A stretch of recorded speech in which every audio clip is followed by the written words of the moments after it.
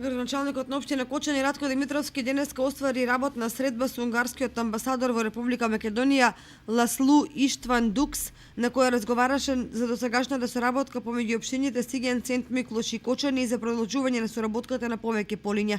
Работната средба градоначалникот Димитровски ја искористи пред унгарскиот амбасадор да ги презентира придобивките од геотермалните води, оризот и производните погони во автомобилската индустрија. Стваривме контакт за досегашните соработки помеѓу општината Кочани со унгарските градови, пред се со побратимениот град Сигет-Сент Миклош, и најповеќе внимание посветивме на соработката која што ја остваруваме.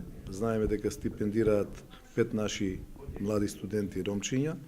Знаеме дека имаме посебна нивна трговска куќа во Република Македонија и со таа трговска куќа, заедно со нивниот економски представник, да оствариме контакти, за да можеме да ги презентираме нашите производи од Кочани и да нивните производи, односно нивните инвеститори, им го представиме можности за инвестирање во општината Кочани. Унгарскиот амбасадор по завршувањето на средбата го искаже задоволството од досегашната соработка со Унгарија и општина Кочани.